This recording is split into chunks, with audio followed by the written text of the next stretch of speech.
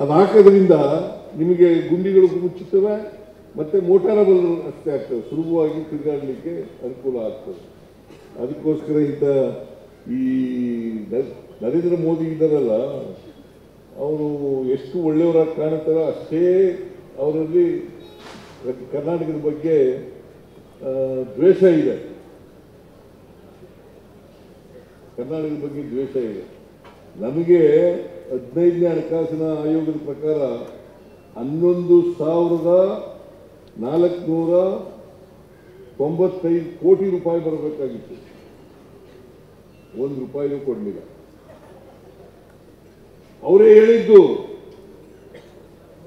ಬೆಂಗಳೂರು ನಗರದಲ್ಲಿ peripheral ring ರೋಡ್ಗೆ 3,000 ಕೋಟಿ ಕೊಡ್ತೀವಿ, ಕೆರೆಗಳ ಅಭಿವೃದ್ಧಿಗೆ 3,000 ಕೋಟಿ ಕೊಡ್ತೀವಿ, 5,495 ಕೋಟಿ ನಿಮಗೆ ಗ್ರಾಂಟ್ಸ್ ಕಡಿಮೆ ಆಗ್ಬಿಟ್ಟದೆ, ತೆರಿಗೆ ಬಂದಿರೋದು ಕಡಿಮೆ ಆಗ್ಬಿಟ್ಟದೆ, ಅದಕ್ಕೋಸ್ಕರ ನಿಮಗೆ ವಿಶೇಷ ಅನುದಾನ ಕೊಡ್ತೀವಿ ಅಂತೇಳಿ 5,495 ಪ್ಲಸ್ 6,000 ಎಷ್ಟಾಯ್ತಪ್ಪ? 11,495 ಕೋಟಿ. 1 ರೂಪಾಯಿನೂ ಕೊಡಲಿಲ್ಲ. 1 ರೂಪಾಯಿನೂ ಕೊಡಲಿಲ್ಲ. ಅದ್ರ ಜೊತೆಗೆ ಅಪ್ಪರ ಪತ್ರ ನೀರಾವರಿ ಪ್ರಾಜೆಕ್ಟ್ 5,300 ಕೋಟಿ ಕೊಡ್ತೀನಿ ಅಂತೇಳಿ ಈ ಅಮ್ಮ ನಿರ್ಮಲಾ ಸೀತಾರಾಮನ್ ಬಜೆಟ್ನಲ್ಲಿ ಘೋಷಣೆ ಮಾಡಿದ್ರು. 1 ರೂಪಾಯಿ ಕೊಡಲಿಲ್ಲ.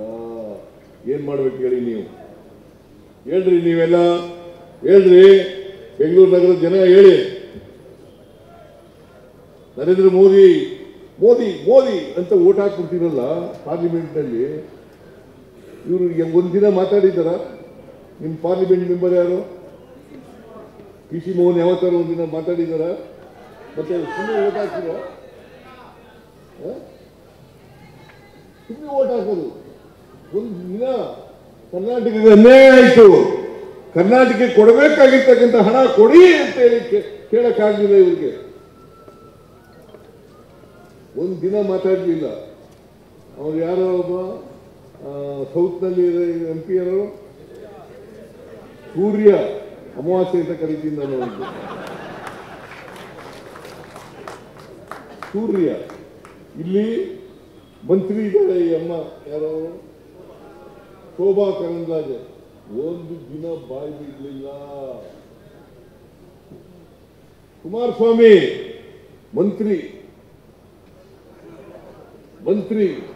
ಒಂದು ದಿನ ಬಾಯಿ ಬಿಡಲಿಲ್ಲ. ಕರ್ನಾಟಕಕ್ಕೆ ಕೊಡಬೇಕಾಗಿರೋ ದುಡ್ಡು ಕೊಡ್ರಿ ಅಂತ ಹೇಳಿಲ್ಲ. ಇವ್ರಿಗೆ ಏನ್ ಮಾಡ್ಬೇಕು ಹೇಳಿ? ಮತ್ತೆ ನಮ್ಮಿಂದ ನೀವು ಓಟ್ ತಗೊಂಡು ಗೆದ್ದೋದ್ರಲ್ಲ, ಇವರು ಒಂದಿನ ನೀವು ಮಾತಾಡಿದ್ರೆ ನೀವು ಕೋಪ ಬರ್ತದೋ ಇಲ್ವೋ?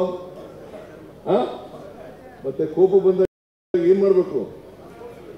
ಅವರು ಸೋಲ್ಸ್ತಕ್ಕಂಥ ಕೆಲಸ ಮಾಡ್ರಪ್ಪ, ನಿಮ್ಗೆ ದಮಯ ಅಂತೀನಿ. ಸೋಲ್ಸ ಕೆಲಸ ಮಾಡಿ. ಕರ್ನಾಟಕ ಅನ್ಯಾಯ ಮಾಡ್ತಾ ಇದ್ದಾರೆ, ಕರ್ನಾಟಕಕ್ಕೆ ದ್ರೋಹ ಮಾಡ್ತಾ ಇದ್ದಾರೆ. ಇದನ್ನ ಅರ್ಥ ಮಾಡ್ಕೋಬೇಕಾಗ್ತದೆ. ಅದರಿಂದ ದಿನೇಶ್ ಗುಂಡೂರಾವ್ ಅವರು ನಿಮ್ಮ ರಸ್ತೆಗಳನ್ನೆಲ್ಲ ಅಭಿವೃದ್ಧಿ ಮಾಡಬೇಕು, ಸಮಗ್ರ ಅಭಿವೃದ್ಧಿ ಮಾಡಬೇಕು ಅಂತೇಳಿ ಯೋಜನೆ ಇಟ್ಕೊಂಡಿದ್ದಾರೆ, ಯೋಜನೆ ರೂಪಿಸಿದ್ದಾರೆ. ಇವತ್ತು ನಾವು 58 ಕೋಟಿಗೆ ಶಂಕುಸ್ಥಾಪನೆ ಮಾಡಿದ್ದೀವಿ. ಈ ಕೆಲಸ ಕೂಡಲೇ ಪ್ರಾರಂಭ ಆಗ್ತದೆ. ಆದರೆ ಕ್ವಾಲಿಟಿನಲ್ಲಿ ಯಾವುದೇ ರಾಜಿ ಆಗಬಾರ್ದು. ವೈಟ್ ಟ್ಯಾಪಿಂಗ್ ಮಾಡಿದ್ರೆ 30 ವರ್ಷ ಇರಬೇಕು. 30 ವರ್ಷ. ಕ್ವಾಲಿಟಿನಲ್ಲಿ ನೋ